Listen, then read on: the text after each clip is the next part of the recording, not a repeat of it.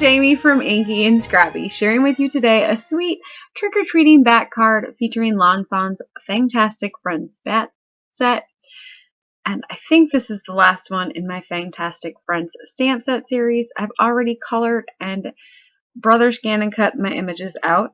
They are cut with a no added border to them. So my machine's a little bit off, and as many times as I have tried to recalibrate it, it's never gotten rid of that itty bitty tiny bit off. So I will just go in with a black marker and cover up that white that it left behind on most of the image. I don't do it on all of them. Probably because I forgot. You know. I'm starting with an A2 size panel here, which means it is cut at 5.5 by 4 1/4 on some Nina Classic Crest Super Smooth 80-pound cardstock. I like blending on this. I can't say that I like it. I bought it to do Copic coloring or alcohol ink marker coloring on it, and I still love my Express cardstock way better, so I do love blending on it though. It makes for some very great blending. For this one, I actually used my Distress inks. I don't own too many of the full-size pads, but there was a few Distress colors in the new stuff that I absolutely loved and bought the whole kit and caboodle with. And these two were one of those, or some of those, I guess. So the Villainous Potion and then that Uncharted Mariner, I loved the color combination on one of my last cards, and so you are going to see this one a lot for some night skies. It's just a beautiful blend. I did clean my blending brushes off on that second panel, and I will use it somewhere along the road. I don't know when or where, but it's a background ready to roll. I did actually use both the Distress ink and the Oxide inks. I'd use the Oxides to do those clouds for a little bit of added detail on that main panel that I am using today. And then for my splatter, because, you know, we need it to splatter, I am using some Brutus Monroe Frost Aqua Pigments. So it's their liquid watercolors, and then this one just has a mica in it. And it's the purple one or the violet one. I think it's violet. So that mica has a little bit of a purple sheen to it when it is dry. Not that I can tell or you can tell. It's there. It's pretty. And then for this one, I thought about going in with a piece of paper on the bottom there to kind of give me a grassy background, and I decided I didn't want to add that many more layers to this one, so I just opted to go in with that Rustic Wilderness and fill in underneath that last cloud line. It kind of looks like bushes there. And then for my cover panel here, I am using Lawn Fawn's Lift the Flap Tree Dye and some Distress Oxide in a ground espresso. And I probably should have used the Distress ink instead of the Oxide ink for this one if I wanted it to stay darker. That was my original intent, like making it a darker brown than the brown cardstock. When it dried, it actually dried back to kind of have like a chalky white glow on the outside, which it kind of worked really well with my background. But if that's not the look you were going for in the finished card, I would suggest going with the Distress ink and not the Distress Oxide. You know, hot tip. I'm happy with my results on that one, but if I were going for that darker look on like a day scene, I probably would have wanted the Distress ink. I'm just going in with some black scraps here to cover up my little holes in my Lift the Flaps. Now, I probably should have figured out where all my critters were going to be in those little flaps before I glued the black behind them. You'll see. Yep. I don't pre-plan a lot of things. I just roll with it. It would probably save me some crafty time if I pre-planned. It probably wouldn't end up how I like it that way either. So it's all good. I'm going to add this onto my background panel and then trim off anything that might be hanging over the edge there.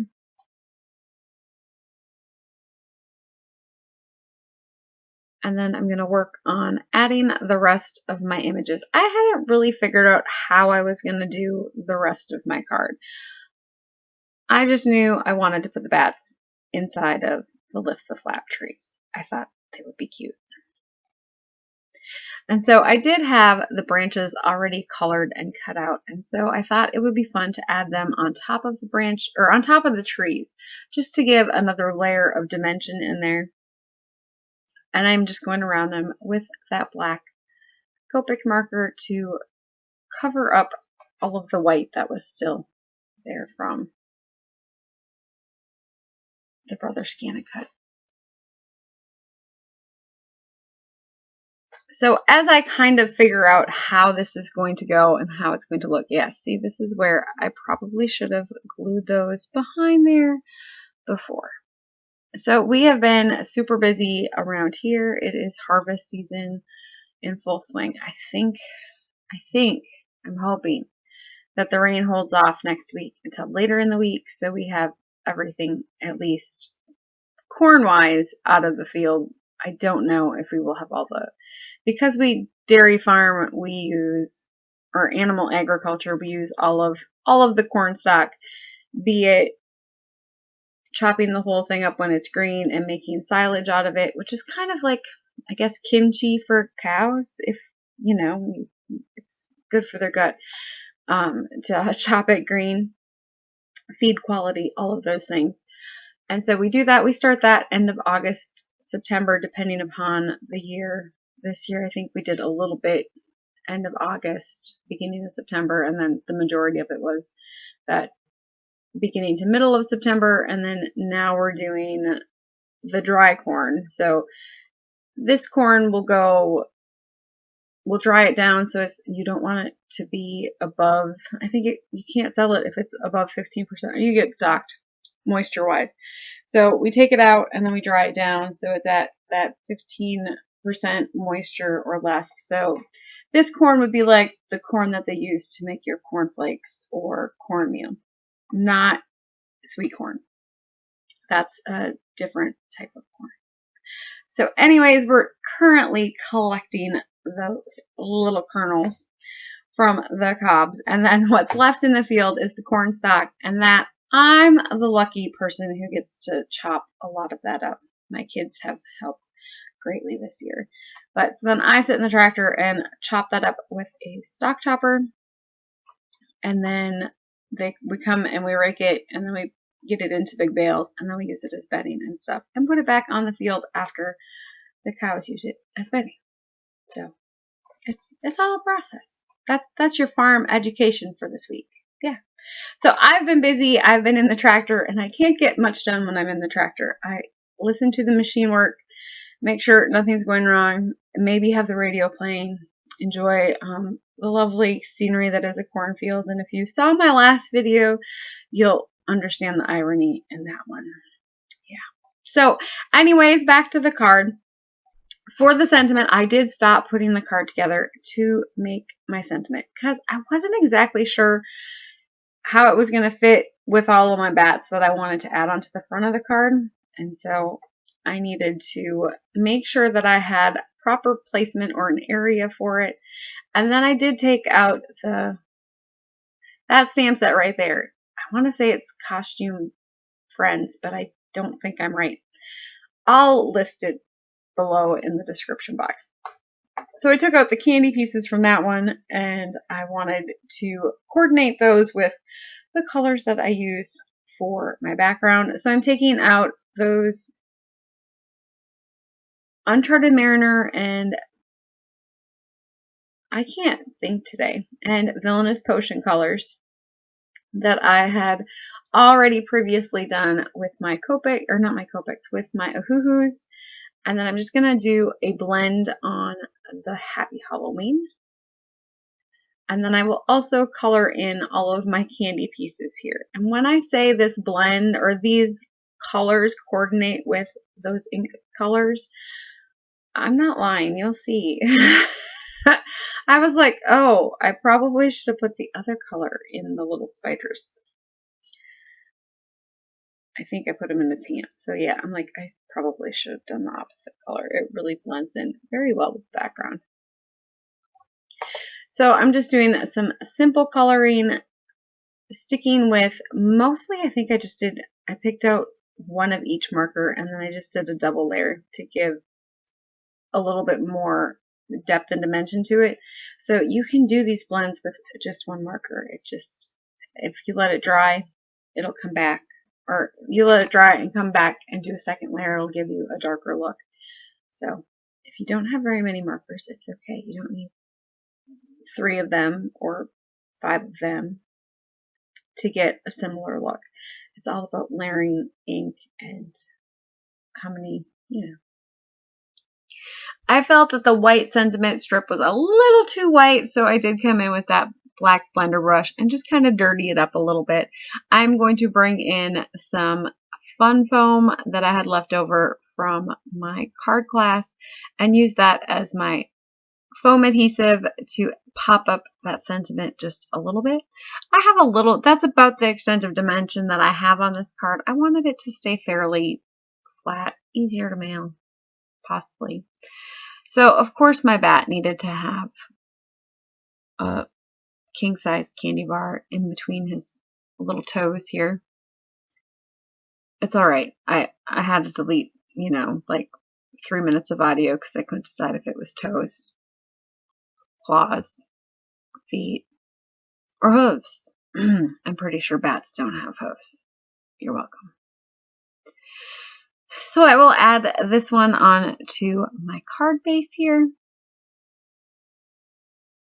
Kind of working on a visual triangle with my bats. That's how I decided where to put him.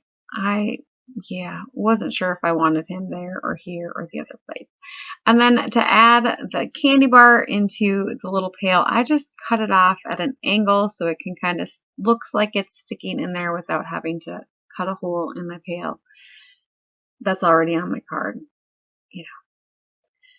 And then I'm going to add in my little spider here and give him a little piece of candy to hold. Sorry, I am off screen there. And then, yes, for this little guy, I thought he needed to hold a little piece of candy too. And here was where my epic realization that maybe I should have used the teal one, which I couldn't currently find, instead of the purple one, because it really blended in with that background very well. So there was the blue one. I did find that one. And I'm still missing. Yes, do you see me looking? Yeah.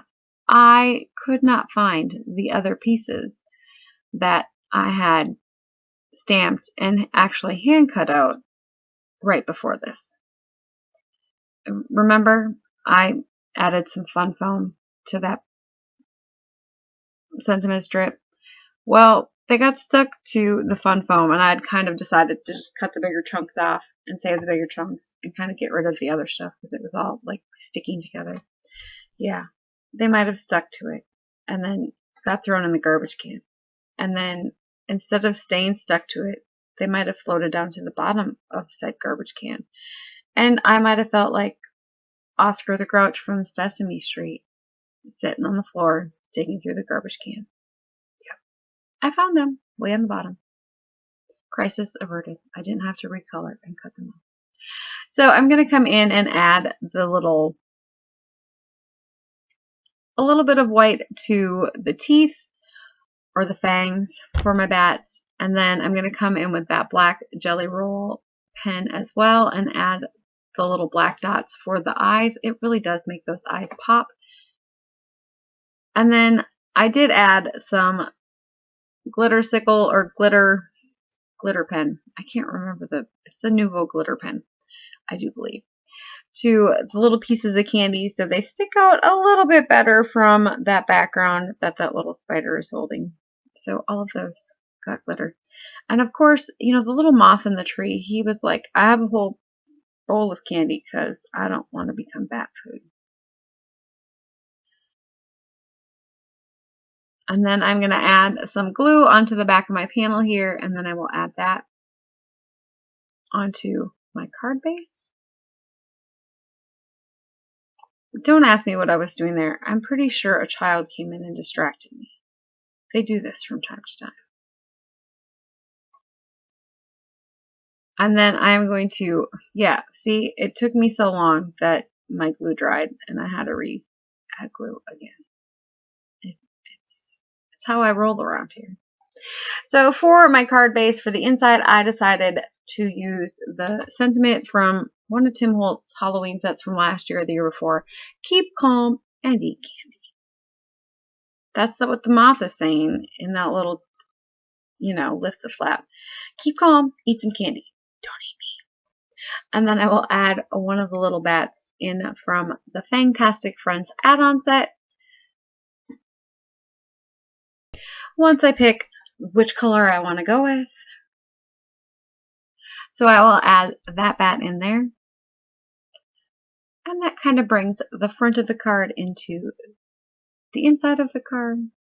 When I'm on top of it, I like to do this. And then there are all of the little flaps and all of the little bats that are hanging out in them, and that little moth and candy. So I hope you have a wonderful day. Hopefully your fall is going smoothly. School, work, play, all of the things. So have a great one. If you are not yet subscribed, please consider subscribing as it really helps the channel grow. And I will be back hopefully beginning of next week. We'll see how my weekend goes. All right, take care.